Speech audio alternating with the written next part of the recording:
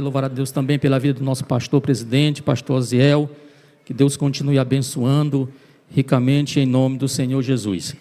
Você que trouxe a sua Bíblia, por favor, localize Ezequiel capítulo 37. Ezequiel, livro que recebeu o nome do profeta Ezequiel, capítulo 37, versículo 1.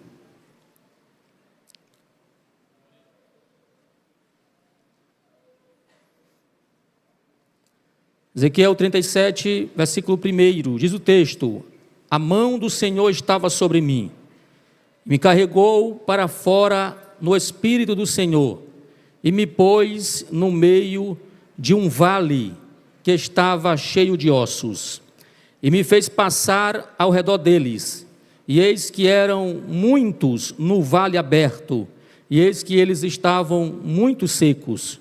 E ele me disse: filho do homem, podem estes ossos viver? E eu respondi: ó Senhor, Deus, tu sabes.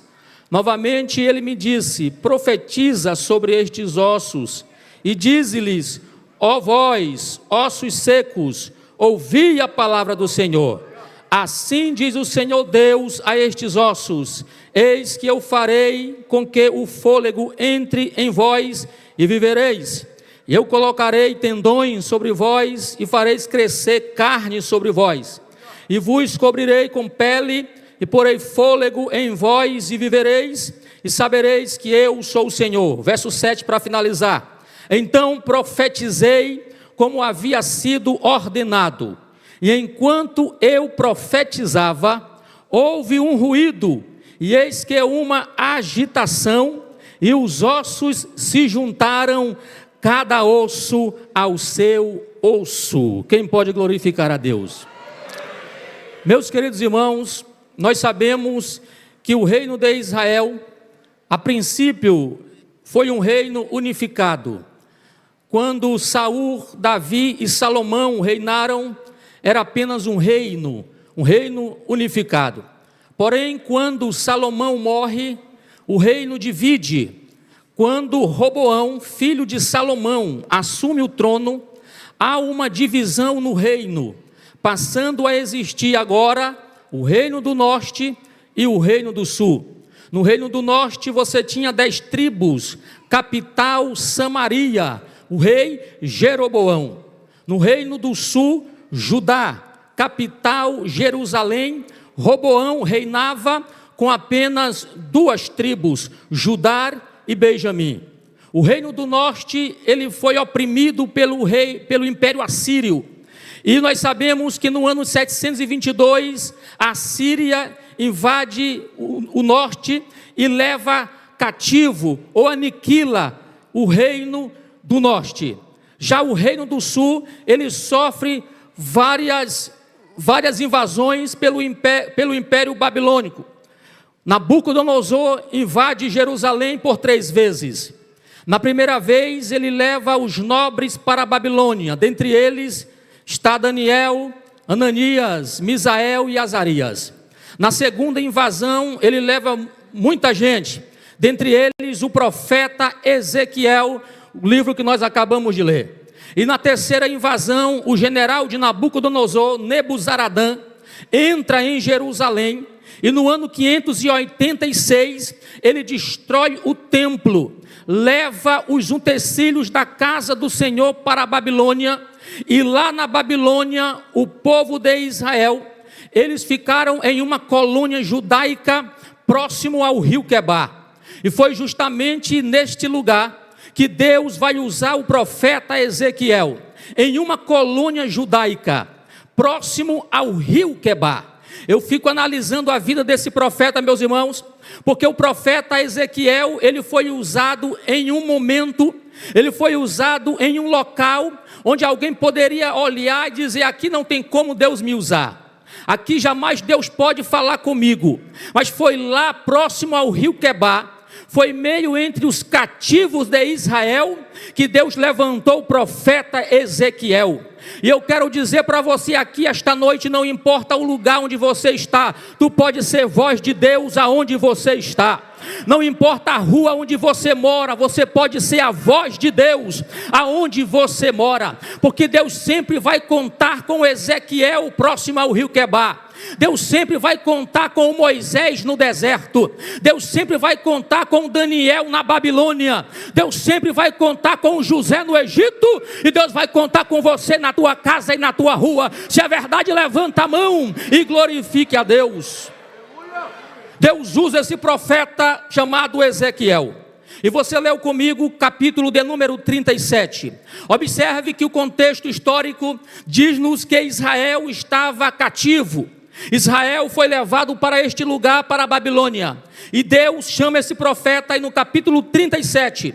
Deus vai mostrar para este homem o que Deus futuramente iria fazer com o povo. E é interessante que aqui no capítulo 37, meus irmãos, nós podemos fazer algumas conjecturas, porque Deus vai falar com o profeta, mas Deus usa esse vale, o vale de ossos secos. E o que é que nós podemos aprender com esta visão? O que é que nós podemos aprender com isso que Deus falou ao profeta e levou a este vale?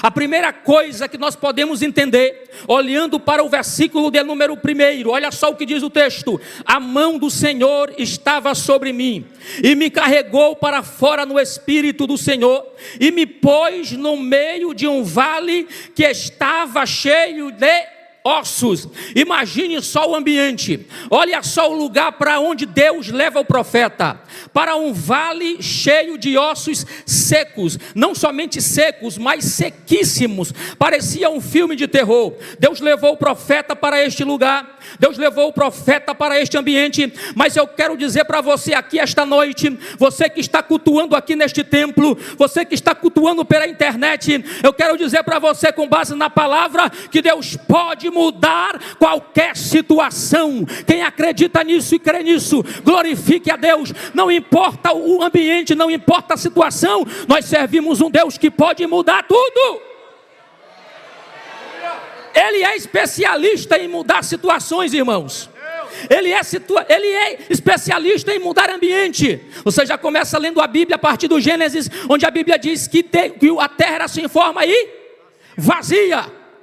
E Deus mudou um ambiente sem forma e vazio. Esse é o Deus que pode mudar ambiente. Esse é o Deus que pode mudar a situação. Você pode até olhar para mim e dizer: mas missionário, a minha casa, eu acredito que não tem mais jeito. A minha família não tem mais jeito. O meu filho não tem mais jeito. Eu quero dizer para você, com base na palavra de Deus, Deus pode mudar este ambiente. Deus pode mudar esta vida. Deus pode mudar este quadro. Oh, aleluia! Deus leva o profeta para um vale de ossos secos. Que situação, que ambiente, que lugar. Observe que no verso 2 a Bíblia diz que Deus faz o profeta passear ao redor deles. Deus mostra para o profeta o ambiente. Deus mostra para o profeta o lugar. E é interessante que Deus indaga o profeta. Olha a pergunta de Deus. Pode, versículo número 3, ele pergunta, e ele me disse: filho do homem, podem estes ossos viver? A pergunta de Deus. Imagine você em um vale cheio de ossos sequíssimos, e Deus pergunta para você: estes ossos podem viver?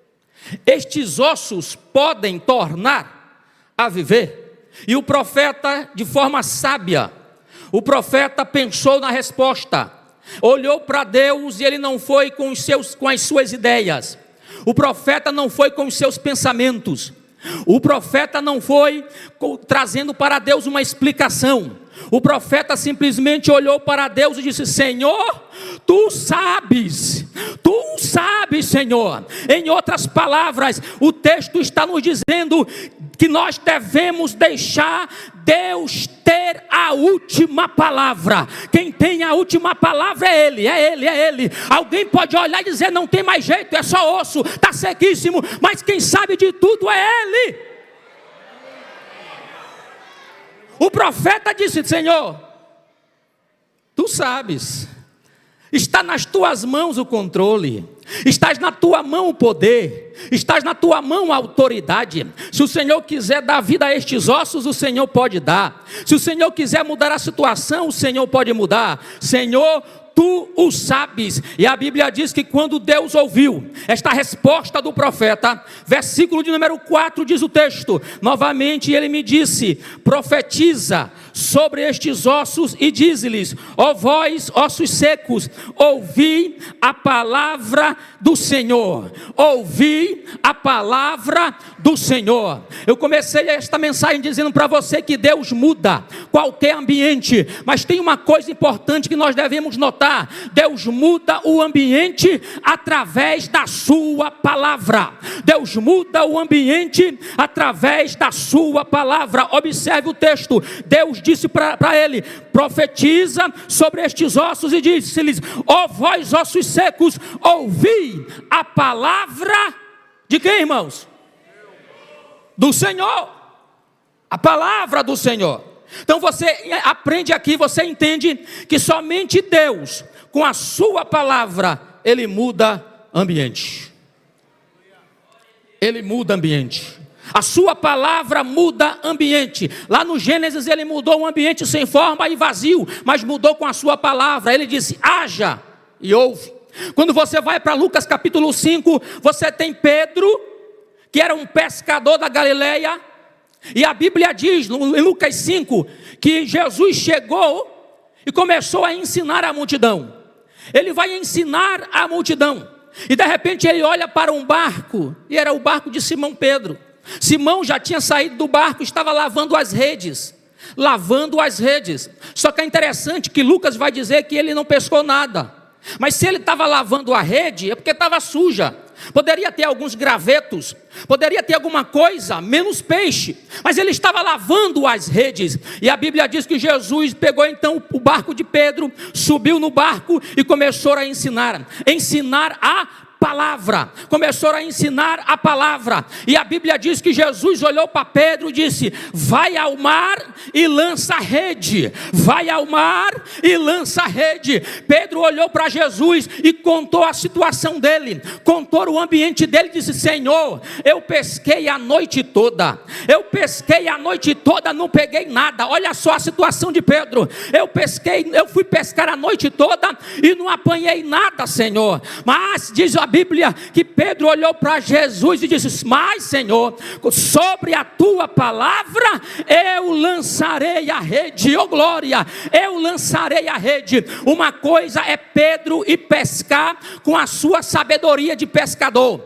uma coisa é Pedro ir pescar no momento que ele achava propício para pescar à noite, outra coisa é Pedro ir pescar sob a palavra de Deus, sob a palavra de Deus. Uma coisa é você querer resolver os teus problemas com a tua inteligência, uma coisa é você querer resolver a situação com o teu dinheiro, mas quando você deixa a palavra de Deus entrar no teu coração, moldar a tua vida e trazer resposta, Deus muda o ambiente. Aleluia! E a Bíblia diz, verso de número 7, então profetizei como havia sido ordenado. Ele profetizou como Deus o ordenou. E é interessante que o profeta ele não inventou, o profeta não acrescentou, ele apenas profetizou como ele recebeu ordem. Como ele recebeu a ordem, assim ele profetizou. E quando ele profetiza, meus irmãos, quando ele profetiza conforme a palavra do Senhor, está aí no versículo número 7, então profetizei como havia sido ordenado, e enquanto eu profetizava, houve o que, irmãos? Uma agitação, um ruído. Agora é interessante, observe só, que o ruído não aconteceu após a profecia. O ruído não aconteceu quando ele terminou de profetizar. O texto está dizendo, enquanto eu profetizava, enquanto eu verbalizava, enquanto eu soltava a palavra, enquanto eu direcionava a palavra, o milagre já acontecia, o milagre já acontecia. Enquanto eu estou verbalizando a palavra para você esta noite, creia nisso, o milagre já está acontecendo lá, está acontecendo lá. Enquanto eu verbalizo a palavra, o milagre está acontecendo aí, porque não é o pregador, é o poder da palavra. E a Bíblia diz que houve um ruído, cada osso se juntou no seu osso. Irmãos, quando o profeta profetizou a palavra, os ossos começaram a voar. E era osso procurando o seu osso. Olha só a cena, pastor. É osso procurando o seu osso. Quando a palavra de Deus chega, ela coloca tudo em ordem. Tudo em ordem. Quem pode glorificar a Deus? Amém?